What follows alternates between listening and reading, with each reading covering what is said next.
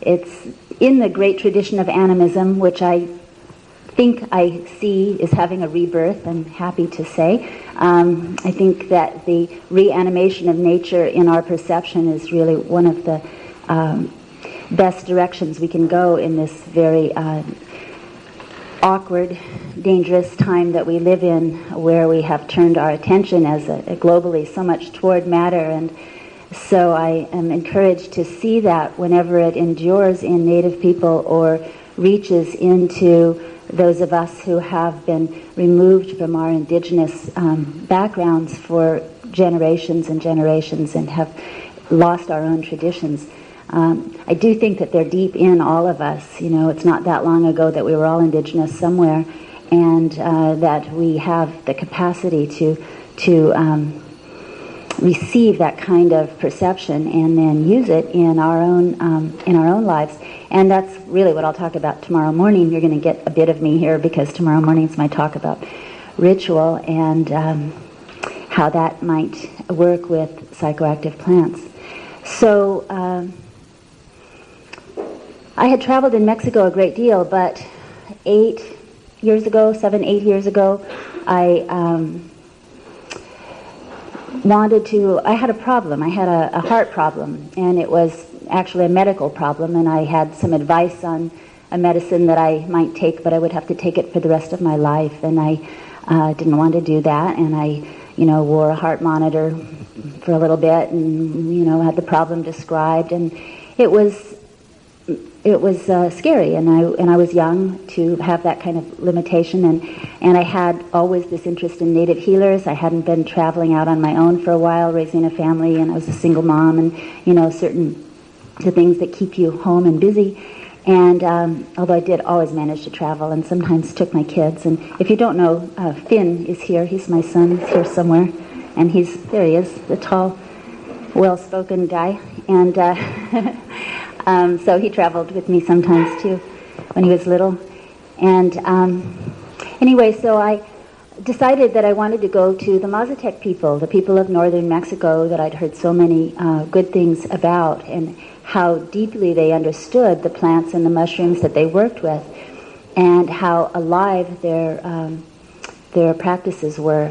And I asked my friend Brett Blosser, whom I know, maybe all of you know, but some of you certainly do, a fine anthropologist doing a lot of work with the Huichol these days, about his friends in the Mazatec area. I knew he had hiked through there as a spelunker, and like this part of Mexico, it is limestone riddled with caves and very porous, a lot of water underground.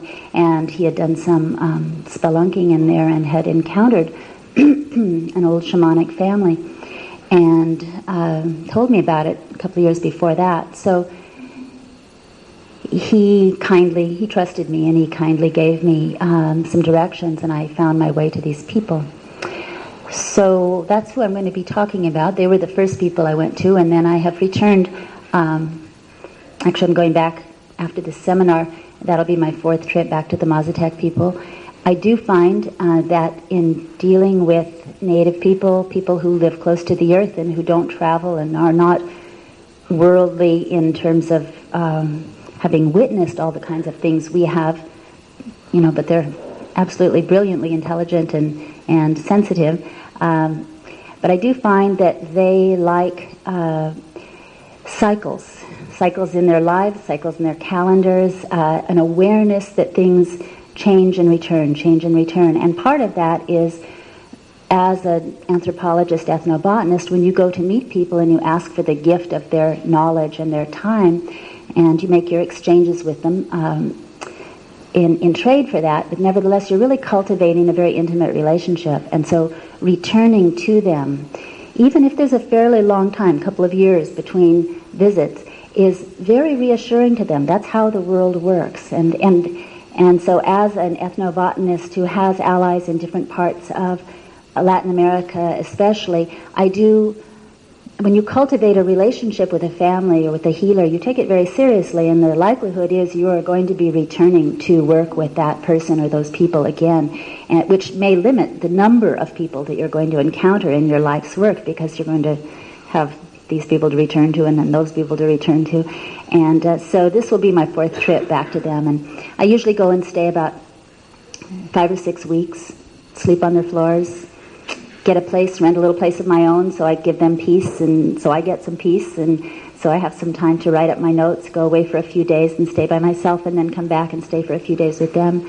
Just live their lives, help them harvest, collect what they need, clean beans, do ceremony, watch the world go by, watch the grandchildren, all of that. It's a wonderful immersion in their worldview to go talk with them about their plants and about those things which are most sacred to them.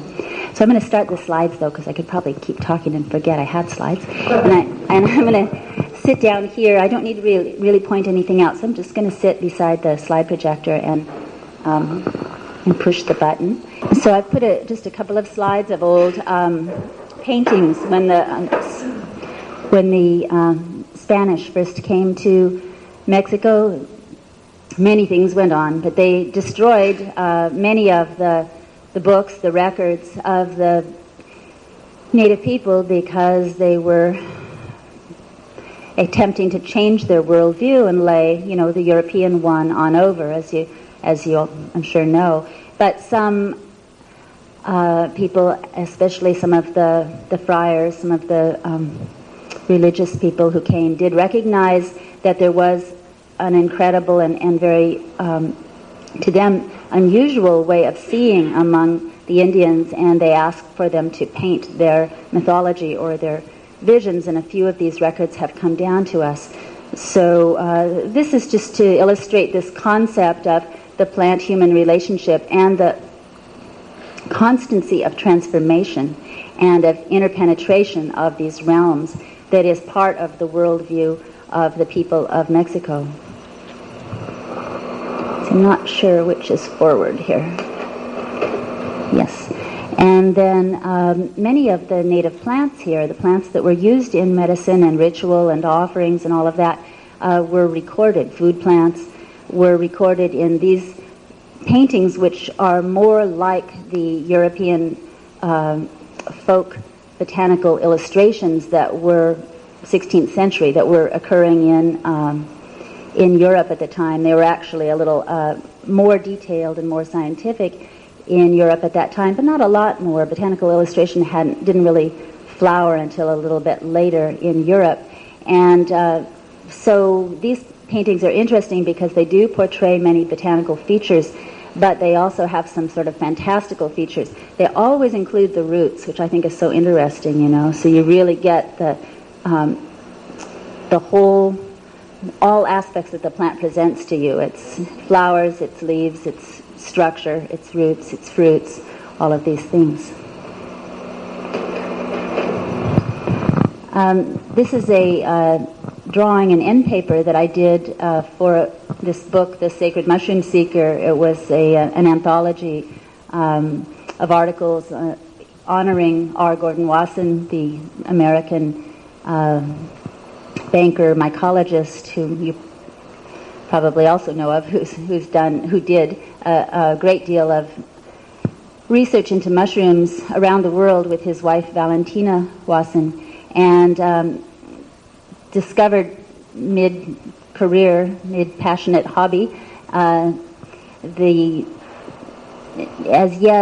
it had been discovered previously but not popularly described, the use of mushrooms and the ongoing use of mushrooms in religious practices among the Indians of Mexico. So he traveled through Oaxaca, and here I will actually point out some things. This, in case you don't know where you are, this is Mexico, all down here. This is the Yucatan Peninsula. We're down in here right now. This square, okay, this is the only slide I have to do this on. So this is the state of Oaxaca. This square is this square up big. Oh, it's quite blurry, but and this northern Oaxaca right in here up toward Veracruz and Puebla is where the Sierra Mazateca is. There, the Sierra Madre, the Mother Mountains, coming down from the Rocky Mountains in the States. It's the same, the spine of the Americas. It goes all the way down and then picks up again in the Andes all the way down through South America. And it breaks up in here into the Sierra Madre Occidental, the west, and the Oriental, the east. And these people live in these mountains of the Sierra Madre Oriental. The plants that Wasson was looking for were portrayed in here. This one is Salvia divinorum on this side. I'll talk more about these.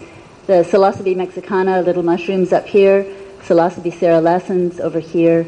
Amanita muscaria, he thought might be in use and looked for the use of it in Mexico, but to my knowledge didn't discover the use of that. It does grow here. It grows up in these mountains of Chiapas even. And the morning glory, Ipomea violacea, over here.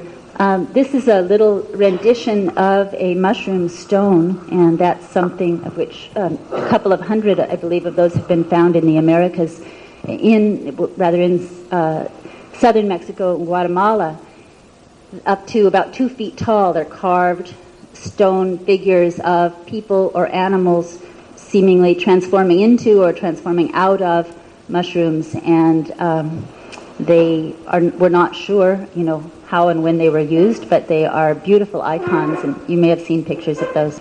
So here we are in the mountains of the Sierra Madre. This is where the Mazatecs live. It's very rugged. It's been compared in literature to, Mexico, all of central Mexico, a piece of crumpled brown paper, if you imagine that, laying on a table. That's the surface of Mexico. And these rugged mountains, and you see in the front here, you see corn, maize, which came from Mexico. Originally was teased out of the grasses of Mexico, teosinte, long time ago, and is one of the primary sacred plants of the Americas. Obviously has changed life around the world since it spread post-conquest into the cuisine of every continent. And these mountains have done a wonderful thing. As mountains do, they preserve little pockets of information, genetic information in plants, habitat of all sorts for all sorts of creatures, life forms, very special little niches that can only exist at a certain altitude, a certain latitude, a certain humidity, a certain, north-south facing direction to the light, and the same with cultures. And so if you know, for instance, about the many food plants that come from the Americas and have been spread around the world, you know that many of them come from the Andes, where the same phenomenon goes on, this preservation of diversity, the development of diversity, and then the preservation of it, so that butterflies as well. If you can imagine, everything that lives in one of these deep canyons is going to have its own little world unto itself, and the mountains themselves act as barriers for them to move across and interbreed, pollinate, whatever their form of reproduction is, to the other side. And so there's this natural preservation that happens with mountains and with people living in them as well. So in the Andes, for instance, you get incredible diversity of language, culture, the dialects, the music of every mountainside and valley, and the same here in the mountains of Mexico, especially up in this rugged area. And it meant that, I'll go on a bit here, it meant that when the Spanish came in, this is the main town of the Sierra Mazateca, Huautla de Jimenez. This is Huautla in a good mood. It can be a pretty muddy, gray, forbidding, funky town too, but under a full moon on a lovely night, it looks like this. And and I'll go on to the next. And this is a little bit lower in these mountains, where these valleys soften a little bit, and you just see the density of foliage. So these dialects and all the practices and the use of these psychoactive plants and mushrooms, and the ways that people use them, even though they are all speaking the same language, the Mazatec language, it has great diversity from one neighborhood almost to the next.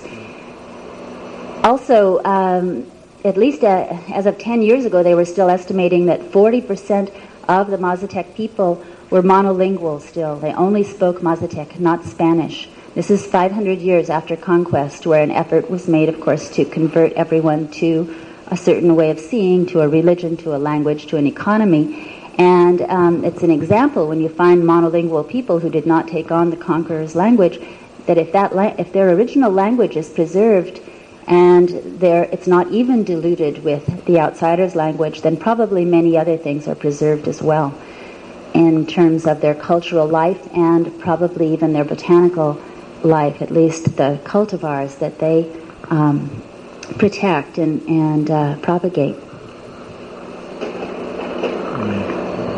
So this is the male and female flowers of maize, of the corn, that I just wanted to be sure we understand that sacred plants bridge many categories. And, my work in talking, I talk a lot to the herbal community in the United States, and I am blessed to have been, I guess I had lots of friends who were herbalists, and they recognized gradually that they too are ethnobotanists of a certain stripe, and so I've been invited into many of these very large, this thriving herbal idea marketplace exchange of plants and techniques and all of that, and I also teach it part-time at a university, and what I try to do, the way that I talk about psychoactive plants in the so-called straight world, is that I just make sure that I'm talking about the whole spectrum of plants and of human plant use and of that ancient and intimate set of relationships. And then I can embed the psychoactive plants in that instead of pulling them out like they're a separate category, like they're drugs, like they're not plants, or just talking about them by themselves. And, I go to native plant societies and talk, and old people with blue hair who've never thought about taking a drug just get so interested and excited. And there is a way that we can, infiltrate lovingly and effectively. And I don't mean infiltrate, I mean, kind of joking, but I just think that we over-categorize, so I try to embed it. And so therefore corn is a sacred plant. There you go. And a bit of the background on who people invoke in using these sacred plants in the Mazatec world. This is the Virgin of Guadalupe. She, if you don't know the story, here you are in Mexico. She is the patron saint or the matron saint of Mexico. Of course, the Catholics who came had their Christian icons and deities, and Christ and the Virgin, his mother, were primary among them. And there have always been movements also in European Christianity that some of them worshipped Mary more than they did her son. And of course there's a lot of thinking about how that comes out of old goddess thinking, old world goddess religions that preceded Christianity. But that's a big topic. So here in Mexico, what we saw was that people had many deities of all sorts and all genders and all animal types for the various forces that they interacted with in their daily life. And when the Spanish came with their whole pantheon of Christian elements, the native people tended to take on some or adapt many to match up with the even richer pantheon that they had. And, I really, really admire native people in the Americas for being experts at adaptation. They just seem to be able to bend and incorporate and go forward, survivalists. Of course, disease wiped out 95% of the native people of the Americas all the way through, and that would be an incredible disaster to any people. But of those left, they kept on looking at what came to them, looking at what worked, very pragmatic, and staying spiritual at the same time. So this is a painting of Juan Diego, an Indian in the early 1500s, shortly after Cortez arrived here, who had 3 visions of this female deity on a mountain which is now encompassed by Mexico City, and went each time to tell the priests that he had seen this incredible deity. And it was actually associated with plants too, because as he was walking up the mountain, this hill over Mexico City, one of the stories, at least, there are many versions of this, but one of the stories is that he began to see plants that he had never seen before as he was walking up the hill.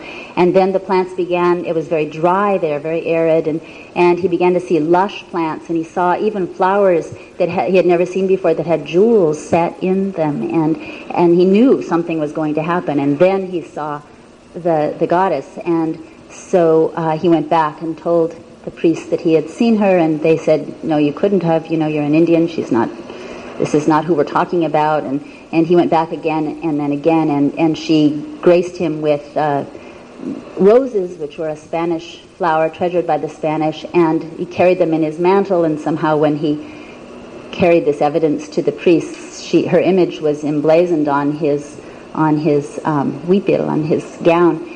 And so that now hangs in the Basilica to the Virgin of Guadalupe in Mexico City, which is not a very beautiful place. I was just there a few days ago. But she is very beautiful in the hearts of Mexico, and she is also among the Mazatecs. And this is on top of a mountain in Mazatec country where all sorts of deities are being honored with offerings. I always try to look at how plants play into what is offered, and how, the different ways that they act as devices of communication, which is what offerings really are. And so this tiled painting of the Virgin of Guadalupe was added later, maybe I think 15 years ago. But this ridgetop has been a place where offerings were made for eons, and actually to a male deity who lives in this mountain. And this is a long ridge, and out on one end of the ridge is a cave. It's very hard to get to, and that cave is supposedly his home.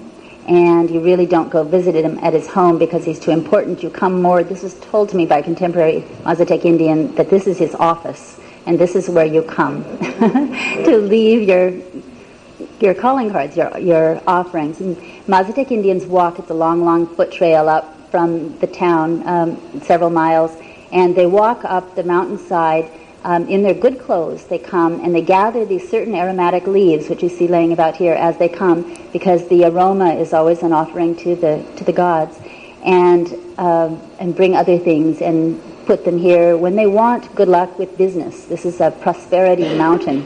And one of the things that they always leave everywhere that you see, and this is true here too, Tristan just had some today, are the cacao beans, the beans of the chocolate plant, another sacred plant in Mexico, native to Mexico and to South America, Central and South America.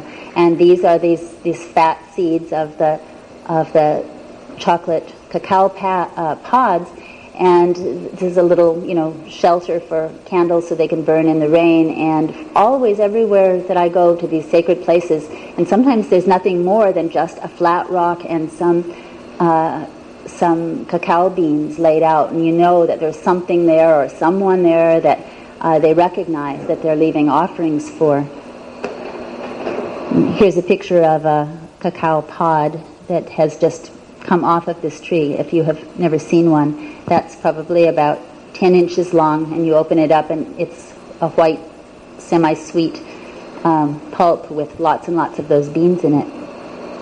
They were used as money by the Maya. They've been used as many things. They're a unit of value that is edible and magical, both. And I put this in to remind myself to say that now another sacred plant has been added to daily life among the Mazatec, and which I consider psychoactive, and that's coffee, which is what's drying out here on this slab of cement in a valley. And we know that coffee actually comes from Ethiopia, the mountains of Ethiopia originally, and that from the historical record, it looks like it was brought into this area about 150 years ago. But I have asked Mazatec Indians, who always have a pot of weak, very sweet coffee boiling on their fire, and they don't have burners. They have an ongoing wood fire on a mud-covered, baked mud table. That's how they cook.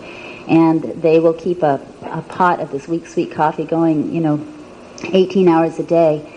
And I've asked them how long they have it. I always like to ask about the origin, what people think the origin of the plant is that they use, because often they have great stories for how the gods brought it or different sources. But I wondered if they knew it had been introduced to them. And the people I asked said, no, we have had coffee forever. And I questioned that once, and they said, well, how could we not have had coffee forever? Coffee is life.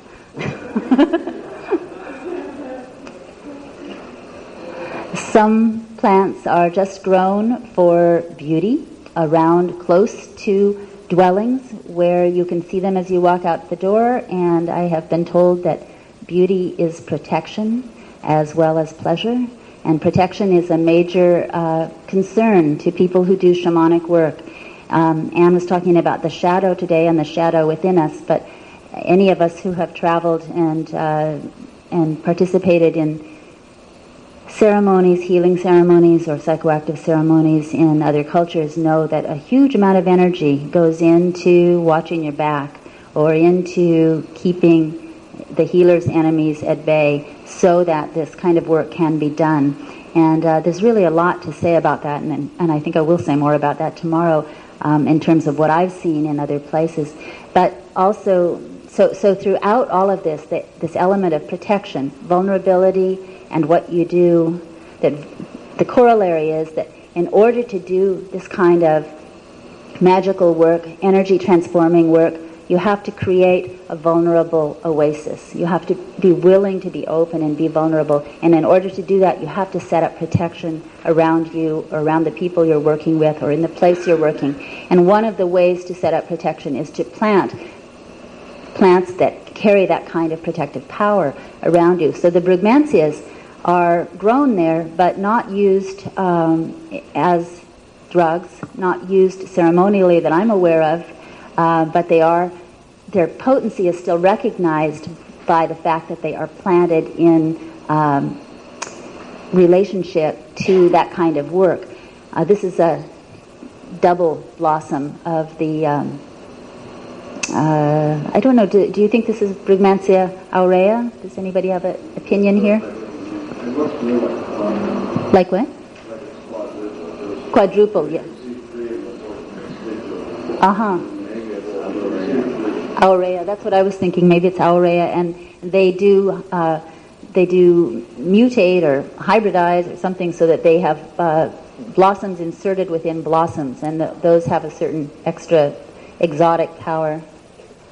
This is the common one that is seen there, and I've taken cuttings and propagated this quite a bit. It just is a very happy brugmansia, and it goes through color changes from a very creamy yellow to this sort of color and on to a deeper peach. Yes, this is suaviolens, Brugmansia suaviolens, yes. And I have been told that they use it in the way that people do use brugmansias also in the Andes and in Asia, I'm told, which is smoking the blossoms for asthma. And I've taken to drying these blossoms and sharing them with a friend who has chronic low-level asthma, and she has stopped using any other medication. And I know that the brugmansias, we hopefully all know that the daturas and brugmansias are very tricky plants to use, great caution. But just smoking a tiny bit of the dried blossoms of, it's a way that I like to approach plants I don't know. I feel like that's a good place to come in with a plant, and you can just titrate a tiny dose into yourself by taking one taste and waiting to see what happens. And the blossom itself has its own character, so that's good medicine. But it's also planted for protection around houses. And this is a drawing of a remnant of a mural wall painting at Teotihuacan. Yes. the ruins outside Mexico City. And I put this in because these are people apparently doing something that is still done all over the Americas. I just recently experienced it in Ecuador too, which is using leaves, using branches of leaves to change, to move energy around. The limpia, maybe those of you who have been to, spent time in Mexico, been to ayahuasqueros and people of that sort in South America have experienced this. It's very common. Also in Asia, it's a universal method of cleansing. Limpia means to clean. And by taking branches, and including sometimes blossoms, but more often just leaves, but I have seen I have seen this blossom, or branches of leaves with these blossoms used in limpias also. But by waving branches around within a building to change the luck, to sweep out what is old, to allow in what is new, especially using them to sweep the aura of a person, not necessarily touching the person, but sometimes during intense healing ceremonies, people are brushed and brushed and brushed with leaves. And these leaves, the species are chosen, the form of them is chosen to have a certain effect. I'll say more about it, or remind me if I don't, but I mean to. And these moths that are in here too are regularly considered symbols of transformation. The moth, the butterfly, and there are all these associations that are made in Mexican art with different symbols and what they represent about plants and the nature of the action that's going on, generally because of their whole transformation of that life form. They are regarded as symbols of that going on. Also, these curlicues coming out of their mouths are said to be songs. Little pieces of curled commas can be seen as speech usually, and these are songs. And songs are a very important part of all of this kind of work.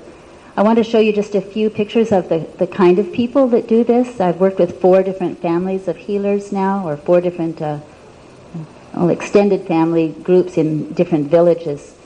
And they grow all their own corn and beans here. The hoja santa that we've been eating with our fish down here, you see these, it's a piper species, and you see them in the background there. They're very self-sufficient. They don't use money very much. They're really strong people. Don't they have great faces? These are 2 grandsons from in 2 different directions from an old healer.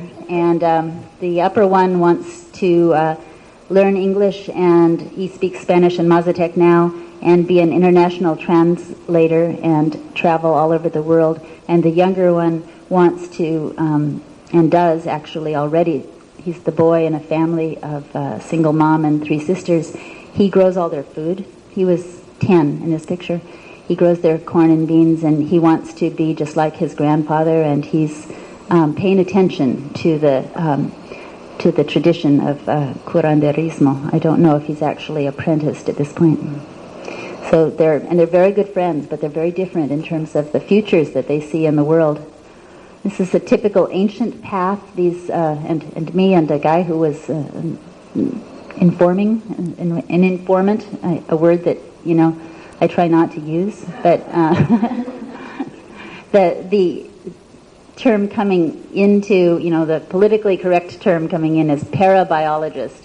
They know a lot about biology. They're not trained, but they pass it on, and so I sometimes call him my parabiologist friend. These paths like this go up through these mountains. Those mountains that I showed you are just crisscrossed with these paths, and people have been walking them for so long. I could just get the feeling in Mexico of such a deep awareness of the land, of every inch of it, that has been crossed on foot for so long.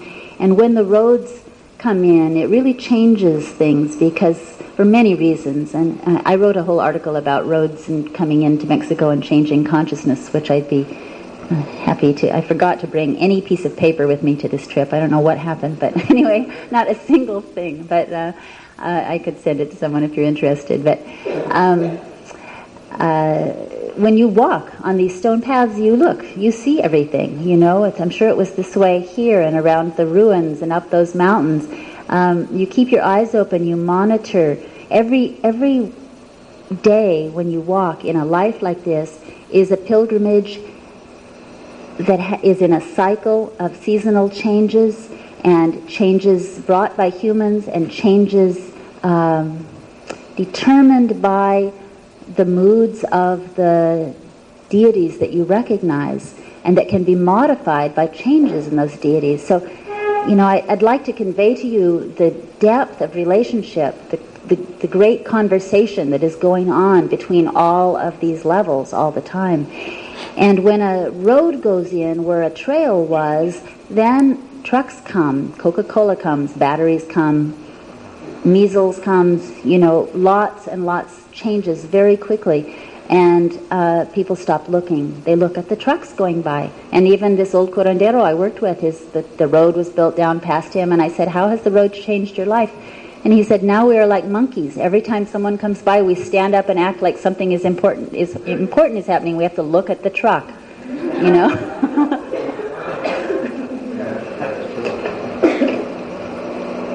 They're really some of the finest people I've ever known, these folks.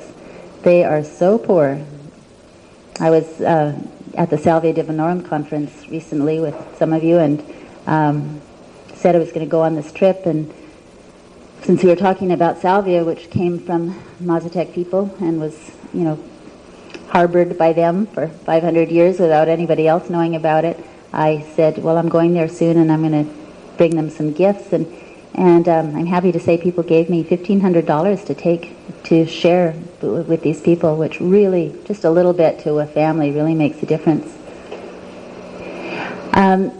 This is an herbalist midwife. It's either raining or blazing hot here. You're, at this similar latitude, but a lot higher, and so the sun just really bakes. So the women all carry black umbrellas all the time, use them in the sun as much as they do in the rain. I took to that myself, and we were on an herb walk.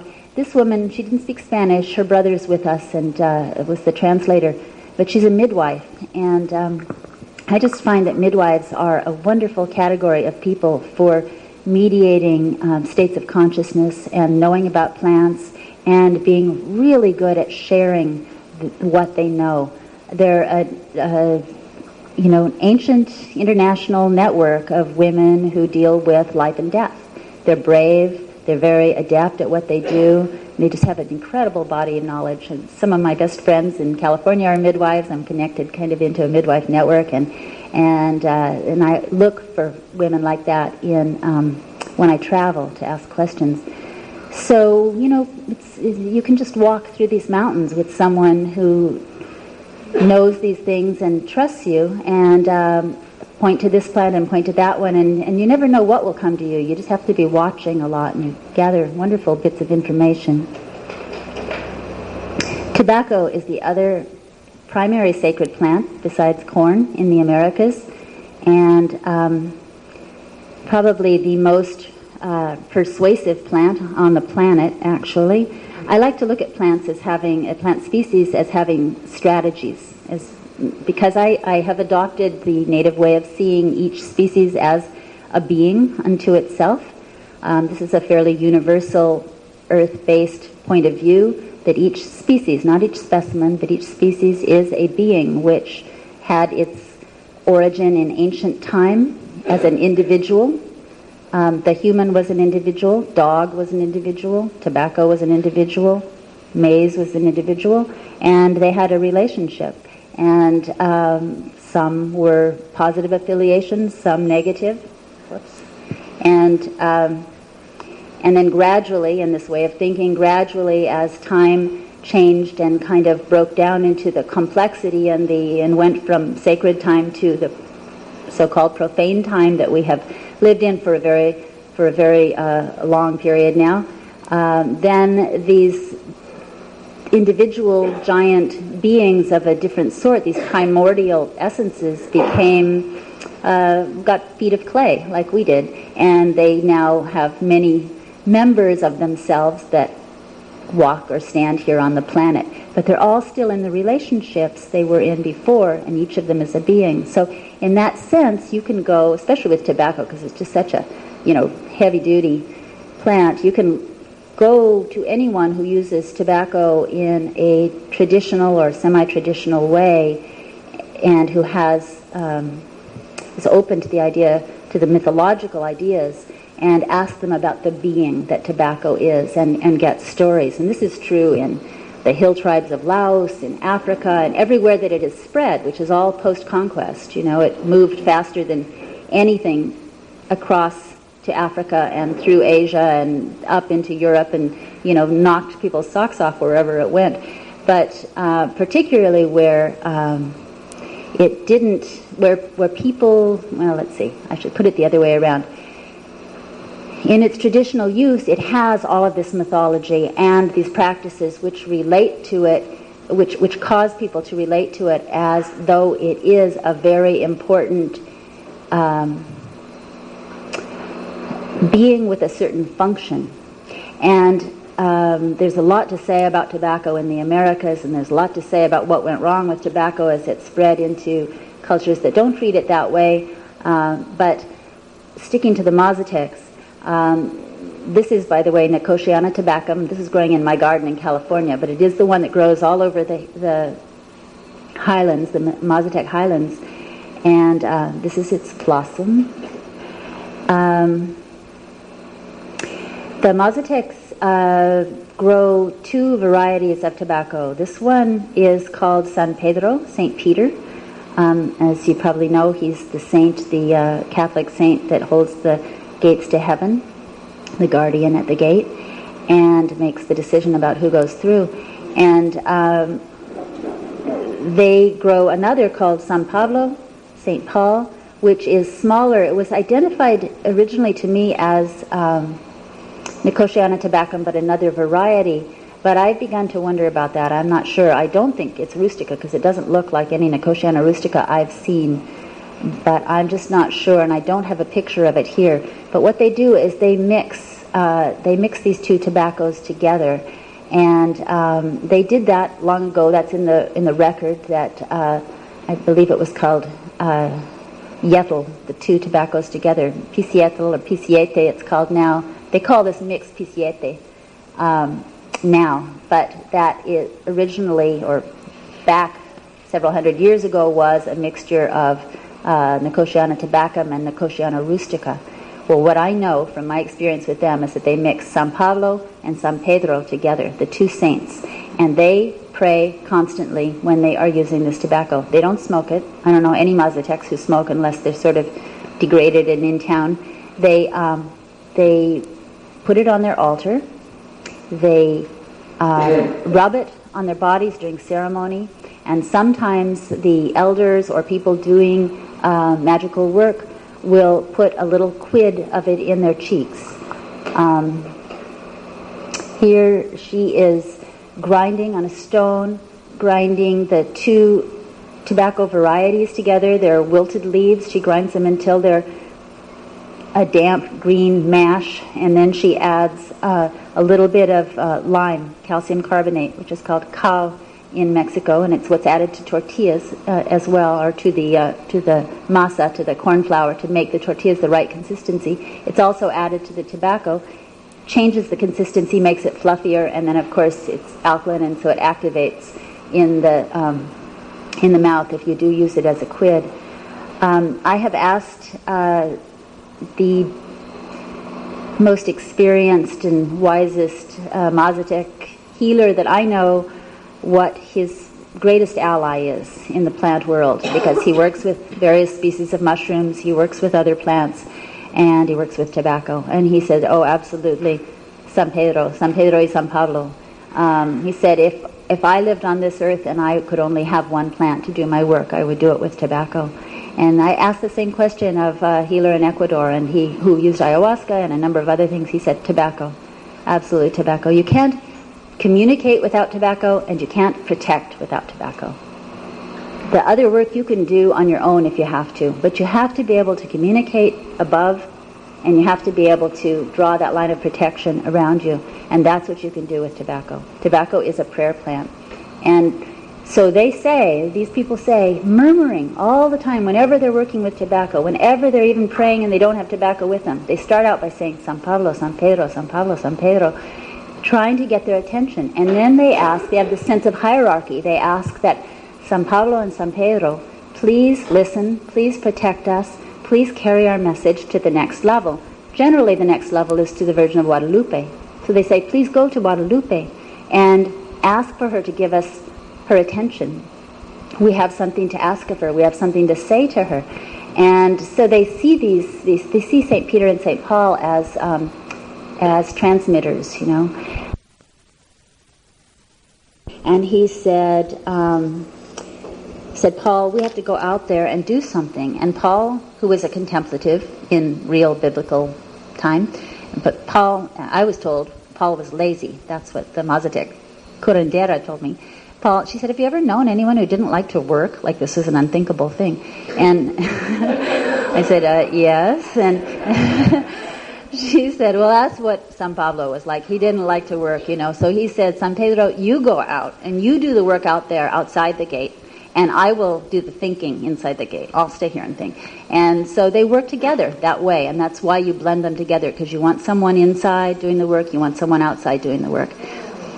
Now, another person that I asked said, well, they may be called San Pedro and San Pablo, but San Pedro is actually female because she grows wherever she wants to and you can't control her. And San Pablo is male, and the Mazatecs always do everything in pairs, and they always acknowledge the masculine and the feminine. They measure out all of their plant allies in pairs. They I have been told, have their notion of God is hermaphroditic. The sun, hermaphroditic, and that you don't ever talk to God, you talk to those under God. That God is really preoccupied, and you talk to San Pedro, San Pablo, you talk to Guadalupe, you talk to some of the other saints. Everyone has different allies. Those saints match up to other ancient deities, and this is what you do in every one of the psychoactive ceremonies as well.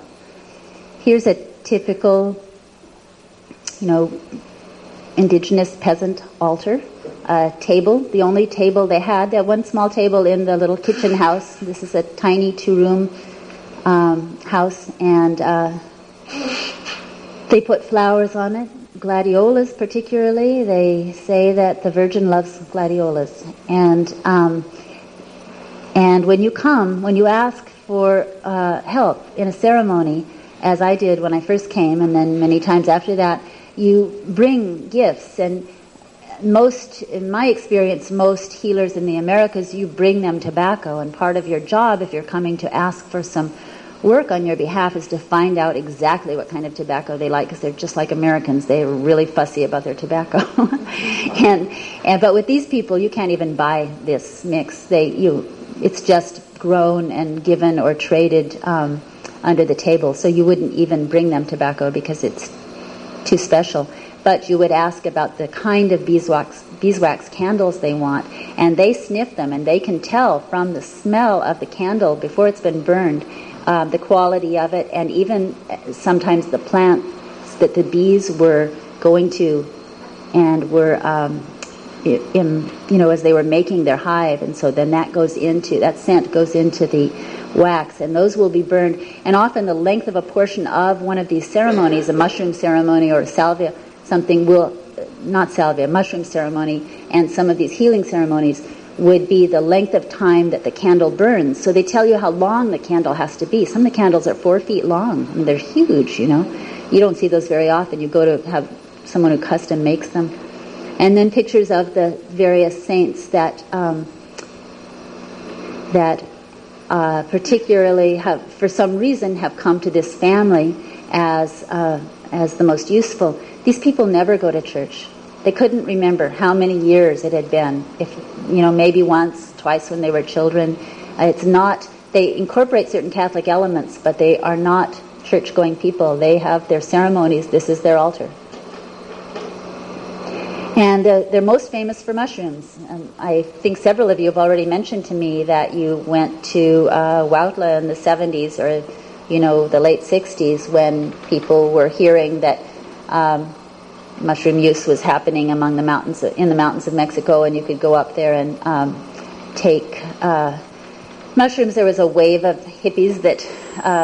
is this squeaking all the time in your ears or just mine? Yeah, it sounds like it. So that hit like a tidal wave up there and really changed Huautla, and it went through a kind of a burst with all these people discovering this Indian village, and then the darker repercussions of that, and then shut down. And many people said later that in the latter days of that wave that Mazatec people seemed very unfriendly, and it was just too much of an onslaught of another culture that was not, most people were not sensitive. They were not going as, ethnobotanists or even sensitive seekers. But to this day, you can walk around the hills around the town or get off the bus, in fact, and be approached by people, hongos, and it's, that means mushrooms. And there are sort of hotels, a couple left, where you can go and get a little dark room with graffiti on the walls and be given mushrooms. And I really discourage doing that. I don't think it's respectful to the people and the culture there, and I don't also think you necessarily will have a great experience. What I do think is interesting is to look at to emulate the way they look at these species. They deal with, people say different things. I've heard 14 different species of psilocybe mushrooms or psilocybin mushrooms, psilocybin and psilocin containing mushrooms. And I saw the use of 4 different species, and they each have a different folk name, a different character. These people know their mushrooms so well, even though they have the same chemicals in them largely. They have them in slightly different ratios in each species. But what they see is that they are actually a different being. And you would go to one for a certain kind of ceremony, for a certain problem, for a certain type of celebration. And you would go to another for another activity. And so it's just like we would go to a certain friend for something she knew, to a chiropractor if our neck were out, to a herbalist if you had ongoing digestive problems. I mean, you just choose your allies and you go to the appropriate one. And so there are many different species there. This one actually was probably psilocybe cerulescens, and the curled edge, maybe 2 different varieties of it, the difference in color. I didn't have time to, I just witnessed these. I didn't take these back. But the first trip there, I did collect specimens of every mushroom, every psilocybin-containing mushroom that I saw, and took them back and did my best to get them ID'd and propagate them, because, take spore prints and see what you can do, because they are each very different. We've been taking cubensis, psilocybe cubensis, for years, Stropharia cubensis, it has also been called, and that's the one that was easily grown beginning in the mid-70s and proliferated throughout United States and probably Europe too, I assume. It was easy to grow, and it has been called the mushroom, as though it were the only one, and as though it is the only kind of portrait of a psilocybin-containing mushroom that existed. Well, they call psilocybe cubensis, the one that we're so familiar with, San Isidro, and San Isidro is the patron saint of laborers, Saint Isidore, the patron saint of laborers. Laborers go to him for their protector, and you would take cubensis if you were interested in starting a particular piece of work. If you were going to clear a piece of hillside and plow a new field there, or if you were going to try to start a business and you wanted the blessing, you wanted problems with that solved, you would go to the one that watches out for work. But you wouldn't necessarily go to cubensis for a healing ceremony. You wouldn't necessarily go for to sing paeans of praise to Guadalupe. Psilocybe mexicana is Los Pajaritos, the little birds. And that one, they say, often brings happiness. It brings delight. Now, it can also bring tears, I know, because I have been in ceremonies with them where they measured out, it was 37 pairs of Los Pajaritos to each one of us on a leaf like this. And they measure, as I say, every single thing in pairs. And we sang the praises of the world together. Everyone takes these mushrooms in a ceremony in front of that altar, or an altar like that you see. It was a family of 4. 3 of us took the mushrooms, and this was not for a healing ceremony. This was just to say thank you, basically, to see what is and say thank you. And these people really know how to pray. They really know how to ask for help in the world, but they know just as well how to say how grateful they are. And I do find that among very poor, very simple, living people all over, that if they're dealing with spirit and they're dealing with this kind of invocation, they always say thank you many times. They describe what they're thankful for. They describe this beautiful world. They describe their beautiful grandchildren. They get into it, and really say thank you. And they ask that a little bit more food be grown, so they just have enough in the dry season. That the rains come on time. That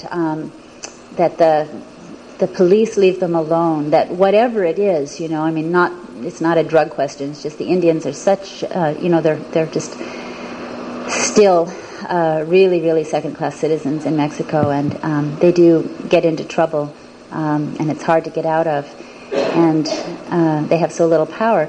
But they know to say thank you. That's the point I'm making, that gratitude, that respect and that gratitude is really a part of the formula. These are a couple of old slides that I didn't take of Maria Sabina, the renowned shamaness of Mexico.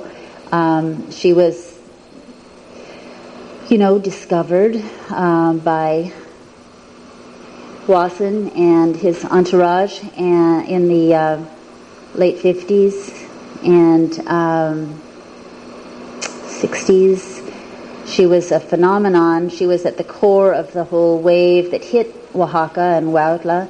She also, I think it's very interesting that that this kind of ancient plant-based shamanism was discovered in terms of the Western attention in Mexico and not somewhere else, since it does exist in folk cultures around the world, and it was discovered as a woman's practice. There are areas where there are many women shamanic figures, and there are other areas where there are very few, and they're mostly men. But she became the emblematic shaman of the world, and probably will hold that position for a long time. She was very good at what she did. These are mushrooms in this box. These are, I think one is her daughter, and people that, a number of healing ceremonies were witnessed where she ate the mushrooms, the patients ate the mushrooms, other people ate the mushrooms. She sang. She was really a good poet and singer of the songs that carry a lot of the spirit of the mushroom and the invocation of that spirit, and then what the mushroom says, and she says that she speaks for the mushroom out into the room, into the people there, seeing and revealing and answering the questions they have asked. I fully admire the work that I know of that she did, as we probably all do, but I have to say that there are many other fine healers, and she wasn't the last, and she wasn't the only one, and there are men and women, and there are new ones coming along. This is her in a state of prayer and a mushroom ceremony.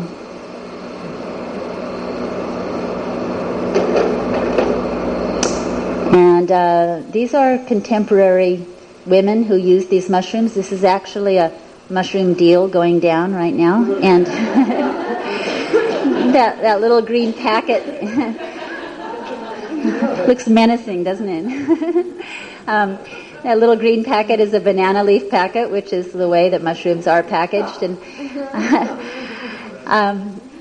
after this, we walked outside. She's handing her money, and the one on the right is a very highly thought of midwife, also, but a midwife who is doing, that's the thing, is you deliver babies and you do these healing ceremonies and you help people die. It's all these skills all come together, And so then we walked out on the street, and one of the women in pink, her son, who was collecting mushrooms, came up and opened his leaf full of mushrooms to show her what he had collected that day, and because she provides midwives and others with mushrooms, and we were standing right on the little street in front of her house, and I said, "You can just flash your mushrooms out like this right on the street?" And they both looked at me like, "What do you know?" And they said, "Well, it's not marijuana."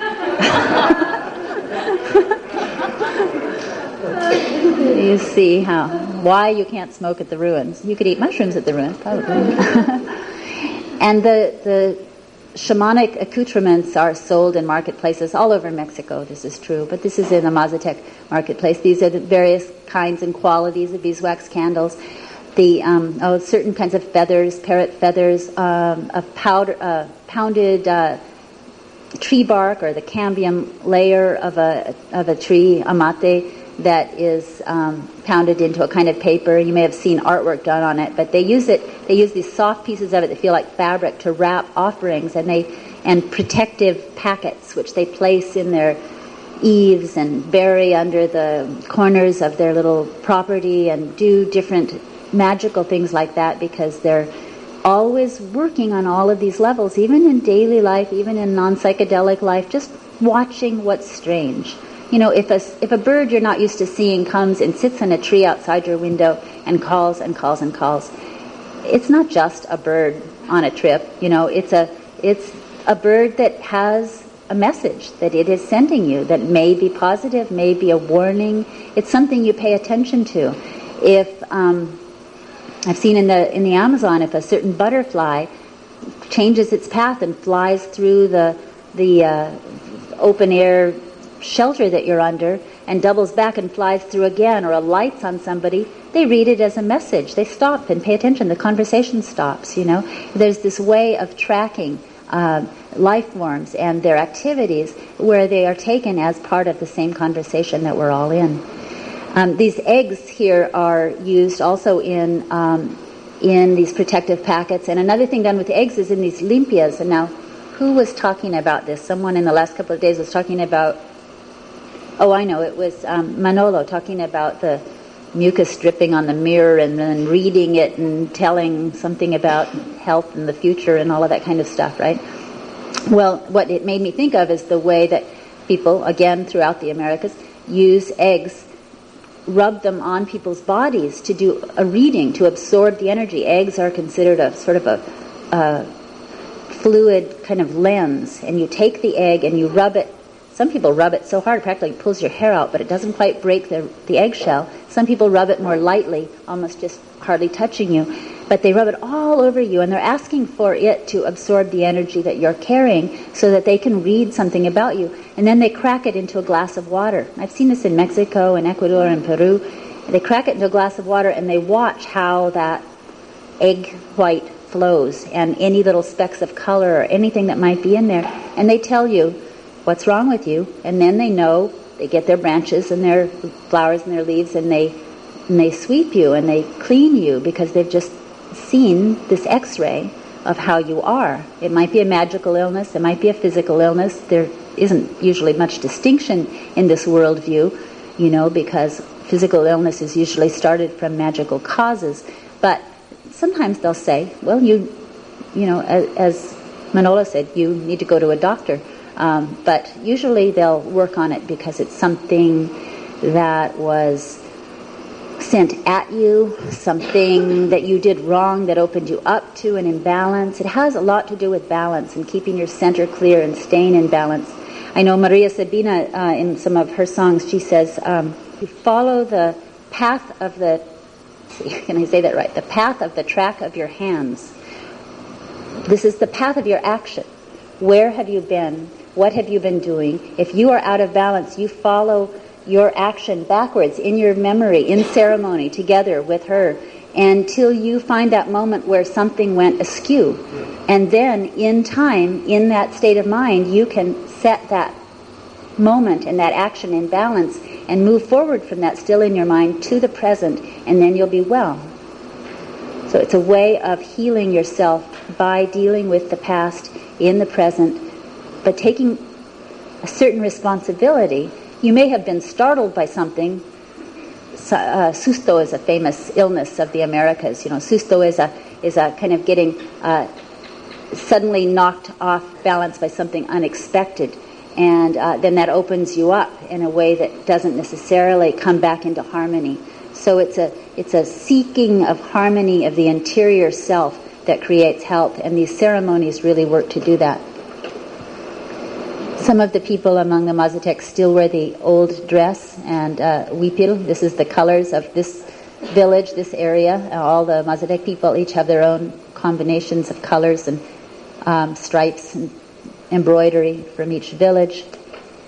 And I just wanted to, I use my slides as my notes, because I just don't seem to write notes. So this one is, this woman on the right, she's a young curandera. She's probably 50 now, but she's been doing this since she was in her early 30s. She's buying some supplies for a ceremony from these women in their traditional dress still. She's an example of the ongoing tradition, the living tradition of dealing with these mushrooms, and she particularly does like mushrooms. She doesn't use Salvia divinorum. She only speaks Mazatec, only understands Mazatec, not Spanish, but she has a speech impediment and she can't even pronounce Mazatec. The only person who understands her is her niece, who is apprenticed to her as a healer. Her niece, when I worked with them, was 12. And the niece understood these sort of very soft vowel sounds that she made and translated for her in Spanish or Mazatec to other people. So she was with her all the time. They both studied under this woman's mother, who died just a few years ago, who was a renowned healer. And the little girl, I told this story at the Salvia conference, the little girl who was 12 at this time, said she had been sitting at her grandmother's knee during ceremonies, taking mushrooms, eating mushrooms in these healing ceremonies since she was 2 years old, or at least she remembered it since she was 2 years old. And she just is so grounded and really quite an amazing young woman. And I asked her how she knew how many mushrooms to eat when she was just a little child. I asked her how many her grandmother gave her, and she said she didn't give them to me. She just put out a bowl of mushrooms in front of me and let me eat them. And I said, how did you know how many to eat? And she said, I just ate them until I arrived.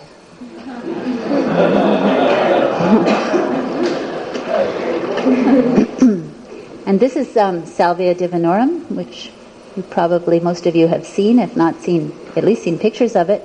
It grows very green and moist in the green and moist places in the Oaxacan hills, in little glens. People don't grow it by their houses. They don't grow it by roads. They don't grow it where anybody sees it. They, traditionally at least, and in the people I've worked with, grow it far from where they live, off in little hidden glens that are kind of shady, very quiet, often where a little bit of a creek is running by or by a spring. And it's allowed to grow and fall, and the nodes touch the moist earth and they sprout again. So it does that thing. If you've grown salvia yourself, it likes to restart. It likes to be cuttings to be made and to be restarted. The old woody stems, after 2 or 3 years in a pot, are not very happy. Well, they don't do it that way here either. They re-sprout from the moist earth. That's another, and sometimes the sun can give it that bit of color. This plant is called, this one is in, so you can see the shape of the flower and the legginess of the plant. And this is the blossom up close. I think it just looks like a dancing woman to me. This plant is also called Shka pastora. That means, Shka means leaves in Mazatec. Shka pastora, shka means leaf, and or hojas de la pastora, the leaves of the shepherdess. And there's speculation about the history of that name and the implications of it, but my feeling is that they are recognizing this very calm, large, protecting female spirit being that is in this plant. And the pastora aspect of it comes from the fact that she does just put her arms out and protect people in a very gentle way. And they recognize her definitely as female and have ceremonies eating these leaves measured out in pairs throughout the year, but particularly in the non-mushroom time of year. The mushroom season is fairly short, just several months in the wet summer, and they don't preserve and dry the mushrooms. At least I haven't seen that happening. So salvia is something that they might use in other times of the year. They take this plant in total darkness and total quiet. It's a very delicate state of mind in their estimation and in my experience. And you wouldn't disrupt it by having light or noises outside or even singing or any kind of activity inside. Very, very still. The mushrooms are taken in, other things will happen. They have candles burning. They have, you gaze upon icons and flowers and stone and all of that. The healer during the mushroom session may sing definitely these wonderful, wonderful, strange songs, or even dance a little bit. The most amazing shamanic moment, or one of the two most amazing moments I have ever seen, was an old curandero on a very high dose of mushrooms, with all of us in that state, doing a dance that I have to say reminded me of Charlie Chaplin. You know the dance with the baked potatoes? Remember that one? Where this great old movie. Anyway, this man did this very it was like he became a cartoon. It was like he was acting out the spirit of the mushroom, and he moved across the floor and back and several times, flickering his hands in a certain way and doing this thing that was comical. It was making us laugh tears, and it was just absolutely beautiful.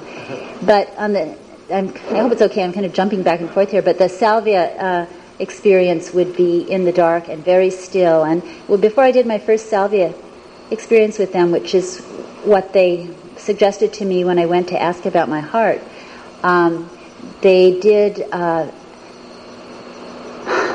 was talking about working with people who need healing and kind of coming in on that psychological level, knowing them and loving them, even if they're new to you.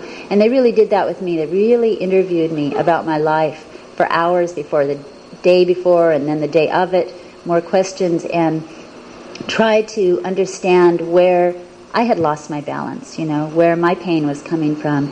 And so they, even though I was talking about a different world, they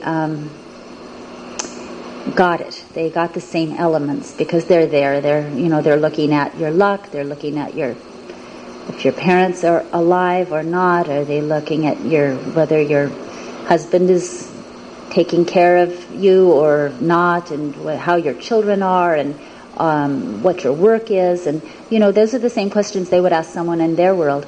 And so they knew something about me, and then we went into this ceremony, and they told me they asked me if I really knew how to pray. And I said, well, I think so, but you probably can teach me something. And they said, well, if you don't know how to pray, you're going to learn how to pray tonight. And they did really insist that I, out loud, it has to be out loud, and this I've learned from Native Americans up north too, you really need to, at least part of the time, speak to the entity that you are invoking the presence of. That the whole idea with these medicines is to go into an active, right now, relationship between beings. It's interspecies communication. And to say their name and say it out loud and praise them, tell them how beautiful they are or whatever it is you know about them, and thank them throughout for what you are receiving and ask them for what you need. And they say, if you don't address them and you don't ask for what you need, you probably don't really believe that you deserve it. And they're not going to know to take you seriously. And you stay in that mode. You don't drop out of it. So they encouraged me and began by praying in Mazatec and Spanish a bit, and then would say, now it's your turn, and like 10, 15 minutes of me just speaking constantly, and I had to get over my self-consciousness, and I was in an altered state, very powerful altered state, and because when it works, salvia is really powerful. I mean, this is just eating the leaves. There's a lot to say about all of this, and it'll be too long, and I can't see my watch, so I don't know how long I'm going on right now. Does anybody know how we're doing on time? At 10. So what? Another 20 minutes? Okay.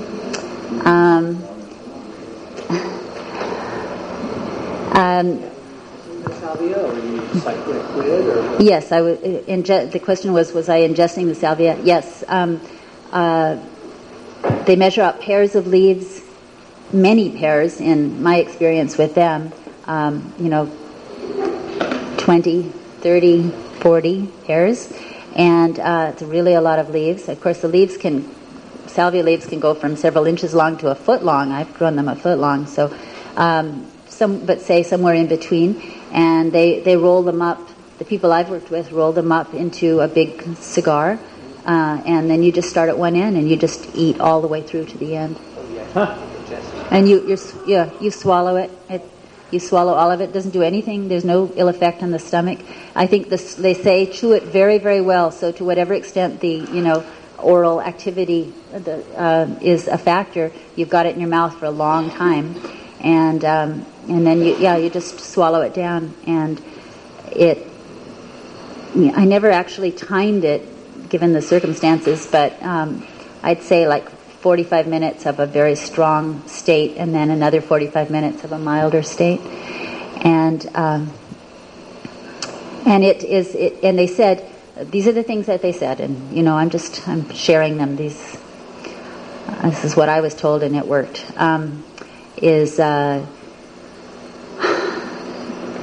That you must stay facing the altar. Stay in a prayerful mode the whole time. Be in total darkness.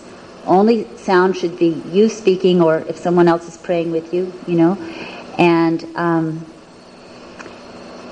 not to have had sex for 3 days before, nor to have it for 3 days after. And that's a fairly standard prescription for a lot of psychoactives in native use, because of that openness factor, because of the vulnerability factor, and kind of contamination of spirit, and not to laugh through the entire salvia session. That's a really important rule, and they didn't say that about mushrooms, and I haven't heard that about ayahuasca. I mean, people don't generally have big laughing fits during ayahuasca, but they do sometimes during mushrooms, and sometimes I know people are tempted to during salvia, but I was told several times, absolutely do not give in to that. And I was told that salvia divinorum, which is not what we're looking at right now, that salvia divinorum is like the deer. And some people say the word Mazatec, the name of these people, means those who worship the deer, or the deer-loving people. And, I asked them why. I mean, they have very little animal protein that they can hunt anymore. They do eat armadillos when they can get them, but I asked them why I didn't see any deer. I'd been staying there a long time, and they talk about deer, and they said, well, they're all gone. We scared them all away. But they regard them as a sacred animal still. And then they told me at another time that the salvia was like a deer. It's very shy, and if you startle it, it will disappear again. That you have to listen for her to whisper to you what it is you need to know. It's that kind of delicate relationship. So this is Rivea coriambosa, also sometimes called Turbina coriambosa. It's part of another complex of plants that they use, which are morning glory seeds. This is in the Convolvulaceae, the morning glory family, and has a little round brown seed, and is also called Semillas de la Virgen, the seeds of the Virgin.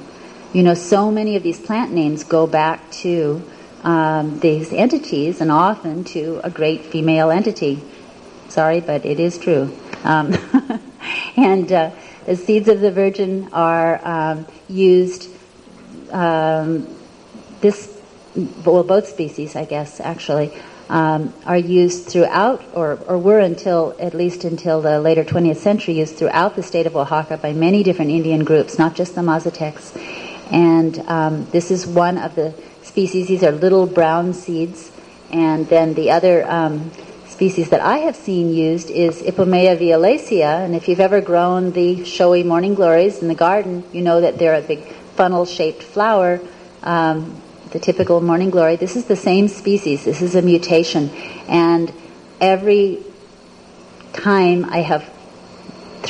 I have collected the seeds among the Mazatecs of the morning glory that they use for their ceremonies, morning glory seeds that they use. This is they use these mutations that are basically, the funnel has deteriorated into a multiflora kind of effect where it has many, many petals.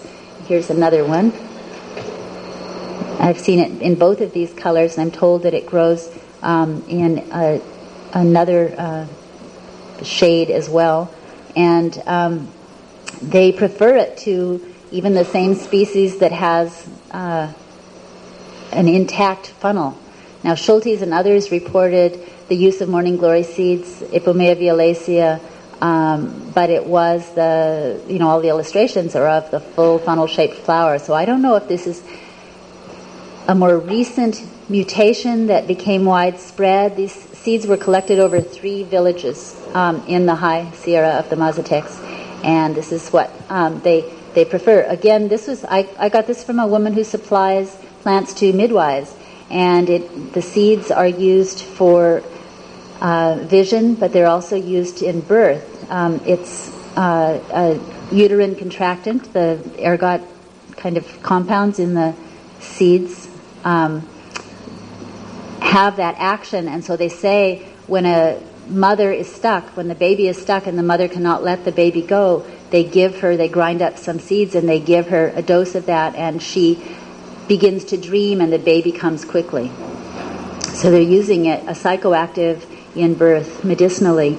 And also it is used for a kind of, now I haven't encountered this use directly, I've just talked to people who say they use it. I haven't seen it or experienced it myself yet, but that they will take 1 to 2 Coke bottle caps full of the seeds and grind them and sluice them with a little bit of water and strain that or not strain it. I've heard it both ways. Give that to a person, often late at night. A curandero, a shaman figure, will give the seeds to someone who wants to know about the future or wants to know some kind of divination question, and will ceremonially prepare this and give this to him or to her late at night, and then she will become sleepy and will lie down, curl up there on a mat in the curandero's house and dream until dawn, when the patient or the seeker will awaken and tell their dreams to the curandero, and he or she will tell them what the answer is by interpreting the dreams that come from sleeping in the state, having taken these seeds. And this is a whole different ceremony, not psychoactive plants, but I just have had it impressed upon me over and over among the Mazatecs and all the people that I work with in all these different places, that there's really something going on with leaves generally. And so last time I was up there, I was there for a shorter visit, and I was just about to leave and get on the bus, and he said, well, you're not going to leave before the ceremony of the Stations of the Cross, are you? And I was like not tuned into that was happening. Hadn't planned on, I mean, I didn't even know when. And so those of you who have Catholic background know about the Stations of the Cross, and maybe others do. The places that Christ passed through when he was, this is really backing a lot, when he was trekking with the cross to his destination, and the stories that happened at several places, particularly when he fell and would have interactions with different people. Well, all of these stories have been passed down, and I was not raised Catholic, but I know that the reenactments of various sorts of these Stations of the Cross occur in Catholic ceremonies around the world. So these people have one that they do through the town on a certain day in relationship to Easter each year, and everyone in the town comes out for it. Women come down from all over the mountains, because many more live out in the mountains than live in town. This is in Huautla. And they come in early in the morning, and the women have, as they've come, gathered 2 species of aromatic leaves. You can see them holding these bundles of leaves in their hands.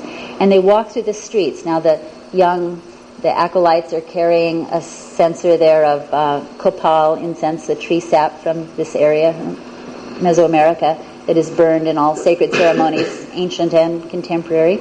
And these women are carrying these bundles of leaves, and they carry them through the streets, and then comes along in the procession here this larger-than-life body of Christ dressed in velvets on this cot that they're lifting up with the purple canopy over him. And as he comes along, people are taking their leaves and reaching up and rubbing along his body. That's what they're trying to do there, to gather the light, to gather the power of Christ, the sun god, if you look at it from larger mythological terms. And it was amusing to me because all along at each station of the cross, each family that has the privilege to represent that station that year, and that's a changing cargo system of privilege that happens in all these Mesoamerican towns, as part of their decorations of the station, they go up and harvest all these branches, and they put them along their either side of their house in huge pots. And the men who have not gathered branches of leaves in the hills, they're also in the parade, and they get carried away, and everybody wants leaves to sweep the light from Christ down. So they start grabbing them out of the decorations, and so soon the men have leaves too. They've just taken them out of the vases, and so people are sweeping this, and then they turn, and sometimes they'll turn and sweep each other, or there'll be old people who can't reach up or who are walking really slowly, and they'll sweep them with the leaves, and they'll transfer the light and the energy from the Christ figure to each other. Or I asked some of the women, they will take them home to people who are too sick or unable to walk, who are at home, and sweep them there, or they will just hang the leaves by their front door, and they say it just carries the light. They carry the light. They carry this good energy. And this is what I've just seen everywhere, is that there's this belief underlying all these practices that leaves, that plants, that leaves particularly hold energy. They transmit energy, that they can pick up energy here with intention, and they can carry it, and they can do something else with it over there. And it's a way of seeing how plant material is a living a carrier, a document of our requests and our intentions and the power of nature and the invocation of spirit and action. All of these things come together in it. And I think it is really useful to look at the psychoactive plants that we know and love, or would like to know and love, as having that aspect too. I know it has nothing to do with chemistry. It is not scientific. It is not documentable. It's just a way of seeing that millions of people, I believe, have participated in for a very long time. So it's got a morphogenetic field, as Rupert Sheldrake would say, of belief that that plants, these living beings that are standing around us all the time watching what we do, that they're actually participating in energy transmission in a way that is slower and subtler than what we're used to, but in a way that is recognized by people. And I think there are ways we do it unconsciously in our modern life in terms of the plants we choose to have growing in our houses and the images that we put on the cloth that we wear, often botanical, that there are just not only that they're things of beauty and that they're living things, but that there's actually a kind of an inherent character, energy in plant material that is behind a lot of ritual and healing that goes on in the world and certainly among these people. And I think the last slide, and this is just all the elements that I've been talking about, the copal burning on the ground, a plant resin, the tobacco on the table, the offerings of certain flowers that please certain deities, and somebody, on his knees in a mode of honoring, making offerings, and working on all these levels all the time, in the belief that all the levels from the most earthy and the most humble to the highest have to be in communication in order for the whole picture to stay together. So that's my talk. Thank you.